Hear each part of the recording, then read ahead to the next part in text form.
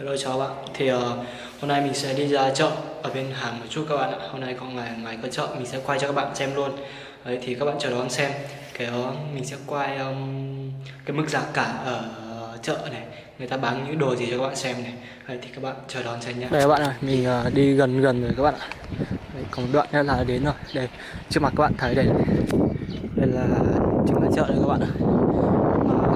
Trưa vì mình đi vào lúc buổi trưa nên là nó ít người rồi, nó không còn đông người như lúc buổi sáng.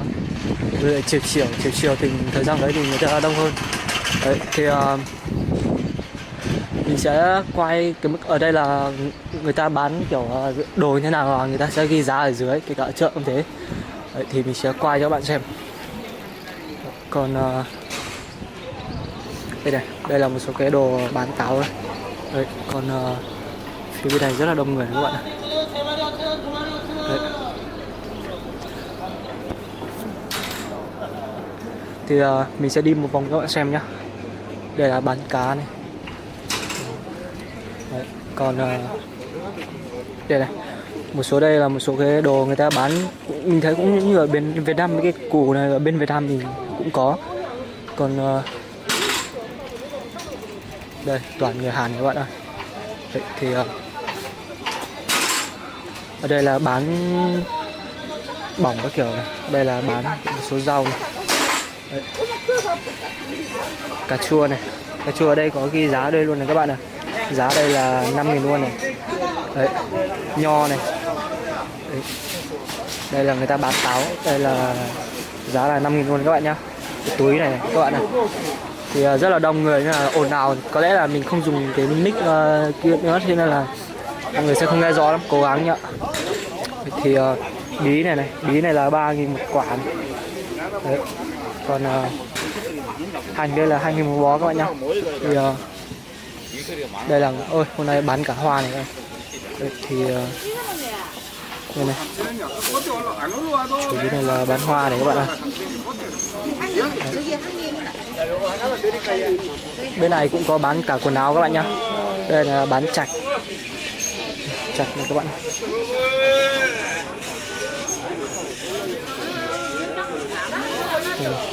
Hoa này đẹp đẹp lắm các bạn. Đây mấy cây này như ở bên Việt Nam này. Thì giờ cũng bên này cũng bán dâu tây này. Trời, bán nhiều dâu tây thế. Tại vì bên này họ nổi tiếng về dâu tây này. Ui, con cá to. Cá to rồi các bạn. Rất là to. Đấy, còn đây cũng là bán bỏng ngô linh tinh này, bánh kẹo.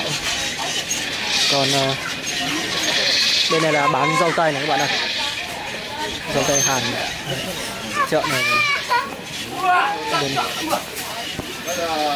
cho bạn xem kỹ hơn nhé. Mức giá ở đây là 10.000 luôn các bạn nhé. Thì chung ở đây rất là đông người.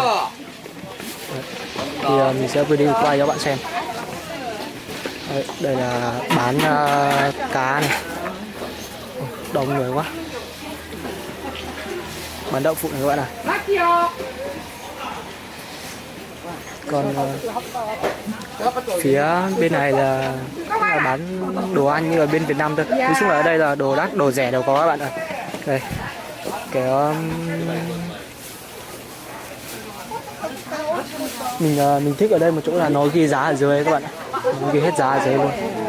Mình kể cả là mình không biết tiếng thì mình cứ đưa theo tiền thôi các bạn ạ. Còn đây là bán rong biển với lại một số cái đồ khác các bạn ạ. Thì phía bên này là bán nghệ hay là gừng, bán gừng này các bạn. Đây này. Ui, cá này đông lạnh này các bạn ạ. Đây, từng xe túi ớt. Người Hàn họ rất thích ăn ớt với lại ăn cái củ hành tây các bạn ạ. Đấy. Còn phía bên này là cũng là bán cá này các bạn ạ.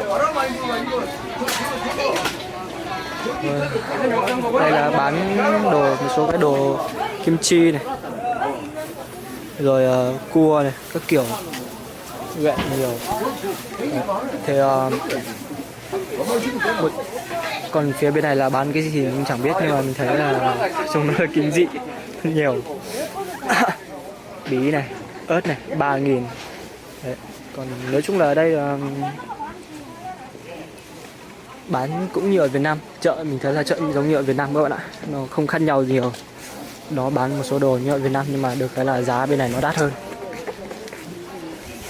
Nhưng mà nói chung là so với mức lương của bên này thì chắc là cũng bình thường thôi.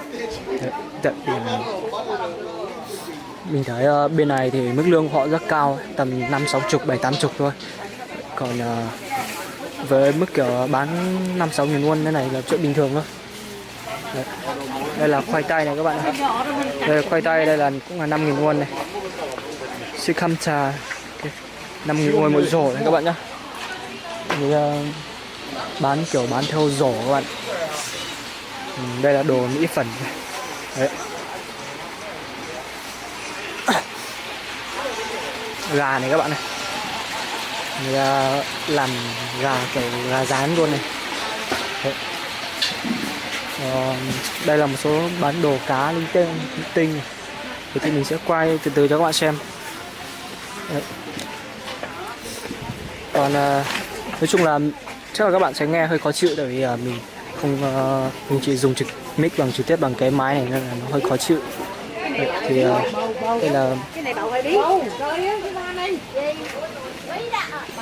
đây là bên một số chị Việt Nam này. Đây chị này, bên này là Việt Nam này, cho các bạn xem nhé. Trong vậy cũng xinh đấy. Cái đây cửa hàng Việt Nam các bạn nhé. Đấy, người ta bán đồ bên Hàn này các bạn này. Đấy, thì đây.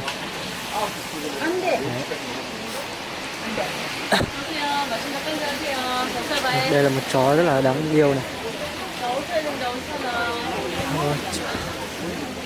Còn bên này là bán cà chua này. Cà chua này cảm giác nó tím, nó đỏ hơn bên Việt Nam anh em ạ.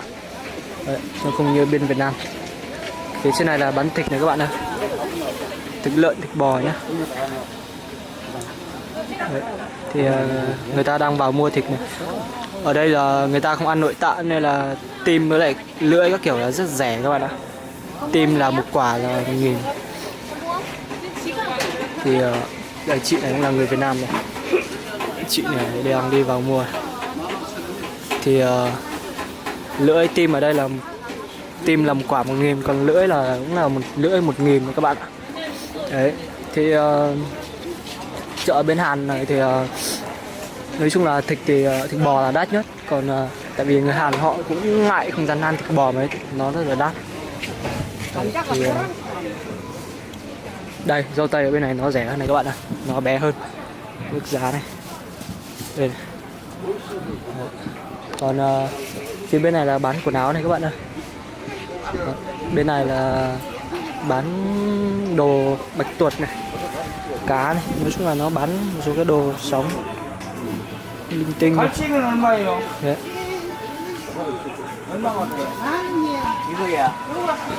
Đây, đây trên này rất đông người các bạn. Có người Hàn lẫn người Mỹ, người Việt Nam luôn các bạn ạ. Ở đây các bạn gặp đủ mọi thứ người luôn.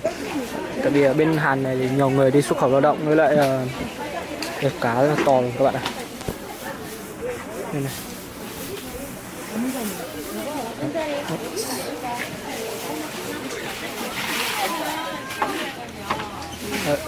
Thì đây mùi tanh lắm, tại vì nó bán đồ sống, đồ cá nó tanh. Đấy, còn phía ở bên này là cá rán, cá nướng này. Đấy, một số cái bánh này. Cái này là củ gì này các bạn này. Đây, củ gì này cũng chẳng biết nữa. Đây, tiền lắm này này.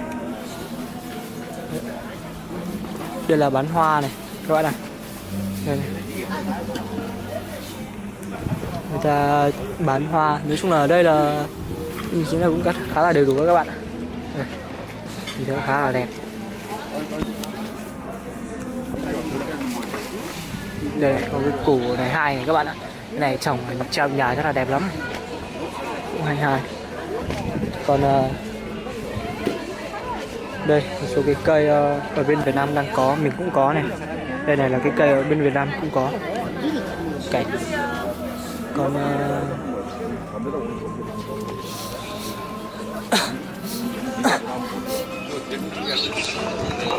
đây là bán giống ớt này các bạn ạ, giống ớt. Còn đây là bán chè này các bạn, chè đây, cái còn kim chi. Đấy. Còn phía bên trên này là trên đường chính rồi các bạn ạ. Đấy, trên này là đường chính rồi. Thì mình bây giờ mình sẽ đi vào bên trong này cho các bạn xem nhé. Đấy, thì bên trong này có đồ gì thì các bạn chờ đón xem. Đây là có vẻ họ bán quần áo các bạn. Quần áo ở đây thì nói chung là đồ đắt đồ rẻ đều có các bạn ạ. Nó bên người Hàn mà cũng thế, mà ở đâu cũng thế thôi. Người giàu người nghèo đều có, cho nên là họ luôn luôn đủ đáp ứng nhu cầu cho khách hàng.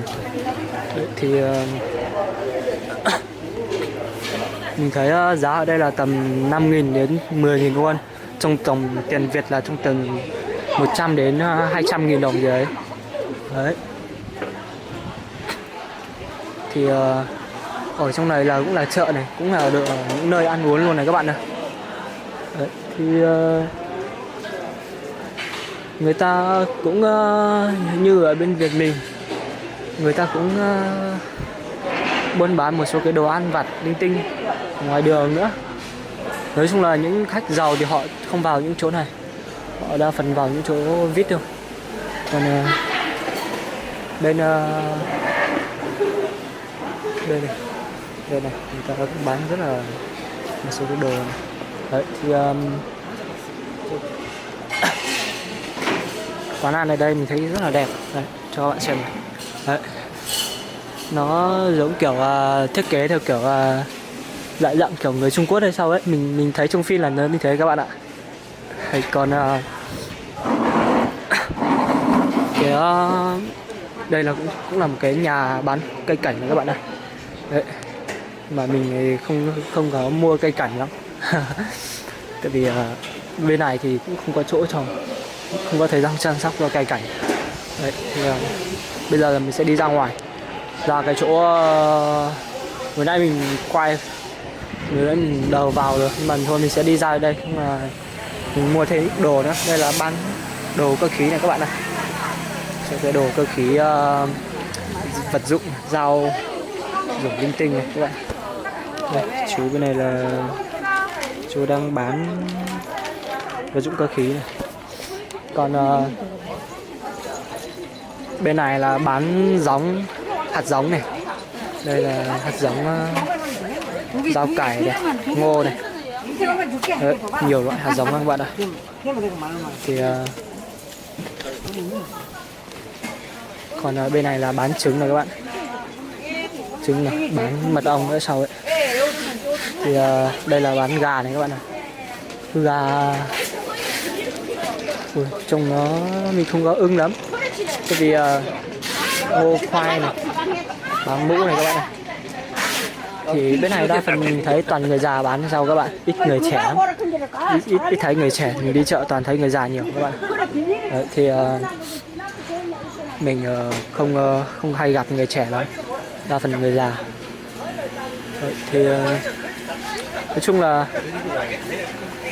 ở đây thì bình thường là người ta kiểu để người già đi chợ nhiều, còn bạn trẻ thì nó chỉ đi tiêu hao linh tinh thôi các bạn ạ. Đấy. Còn đây là bán thạch các bạn này, đây là bán thạch. Nhưng mà thạch bên này là thấy họ xào kiểu lại quay lại chỗ cá vừa nãy ở sau rồi, mình chẳng rõ nữa. Nhưng đúng rồi, quay lại chỗ vừa nãy cũ rồi. Thôi thì cái chợ bên này nó chỉ có thế này thôi các bạn ạ.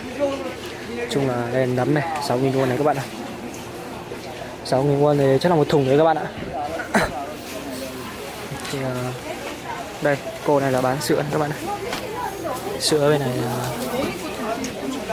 đây. Bây giờ có một cái số xe nữa. Đấy, thì đây là bán chả linh tinh này các bạn ạ. Trông rất ngon các bạn. Rau sống này. Đấy, còn nói chung là phía bên này là bán mì này các bạn. Đấy, thì mình chỉ quay này cho các bạn xem thôi. Còn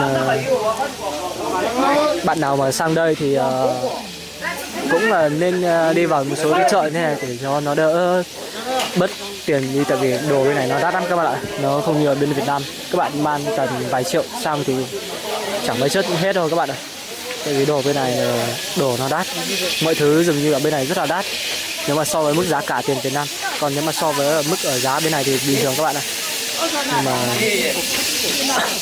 mình ở bên này thì không thể lấy kiểu mức giá tiền bên Việt Nam cho định vị được, tại vì bên này người ta đi làm lương cao này, rồi mọi thứ đều cao, giá xe, giá tiền nhà mọi thứ đều cao, cho nên là thành ra là nó rất là cao. Đây là ớt này các bạn này. Đấy, các bạn cái máy dập bánh này các bạn, đây cho các bạn xem kỹ nhé. Đấy, nó sẽ ra bánh. Đấy, máy này khá là hay các bạn ạ. Thì đấy, thì rất là thơm, ở đây rất là thơm các bạn. Đấy, đây, bánh kẹo xong nó rất là sang chảnh các bạn ạ. Đây là bánh kẹo này nhá, nhưng không phải là hạt gì đâu các bạn ạ. Đấy, thôi mình sẽ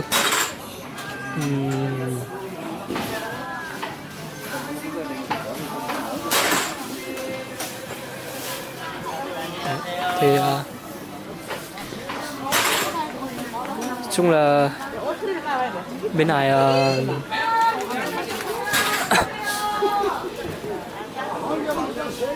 đến bây giờ là khoảng bây giờ là bắt đầu tháng 4 rồi các bạn ạ. Tháng 4 mà vẫn rất là lạnh, người ta toàn mặc áo khoác rồi các bạn ạ. Thì các bạn thấy đi ra chợ này, trời nắng sung sung, ai cũng mặc áo khoác này các bạn ạ. Đấy, thì đây, hoa này đẹp lắm các bạn.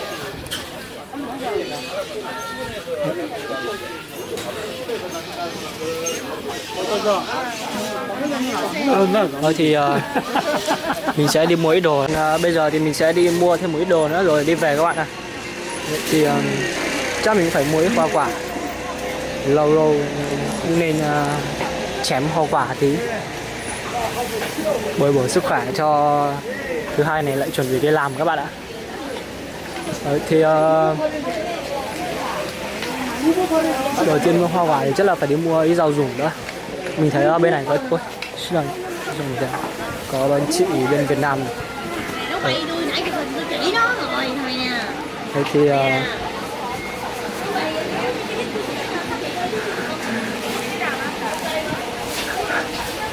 mình đang định vào mua và chị ấy phát hiện ra là bên đấy mình quay các bạn ạ. Thì mình sẽ không quay nữa, mình sẽ không mua đấy nữa, mình đi ra chỗ khác. Đáng nhẽ mình định vào đấy mua. Đấy, sau khi một hồi quay cho các bạn xem rồi thì bây giờ mình sẽ đi vào mua thịt. Đấy, thì mình sẽ mua tầm 3.000 won xem nó được bao nhiêu các bạn nhá. Thì các bạn nhớ chờ đón xem. Thì còn nếu mà mua tim, lưỡi, tay, lợn thì nó rẻ lắm các bạn ạ. Bên này đồ rẻ. Mấy cái đồ nội tạng nó rẻ, còn thịt thì nó hơi đắt tí. Đấy, thì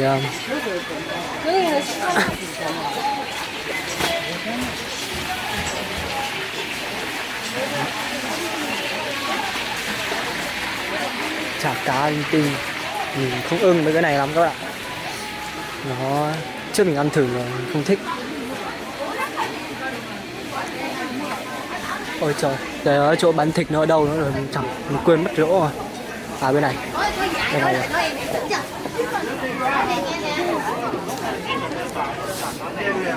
Đấy, thì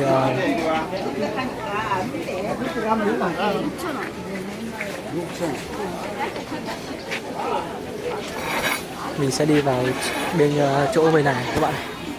Chỗ này này, mình sẽ đi vào trong này mua thịt các bạn nhé. Nên mà đông người quá nên là thôi mình sẽ phải đi vào đây các bạn ạ.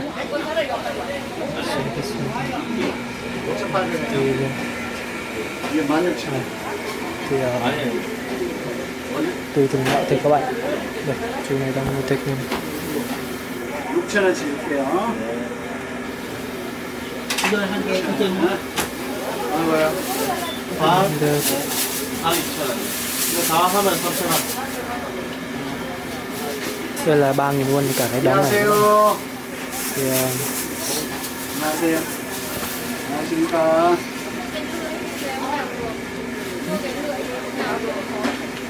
예, 반갑습니다.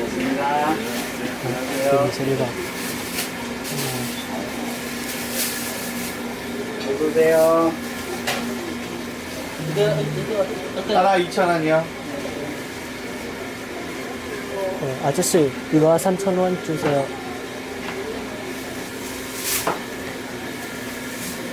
2,000원이요.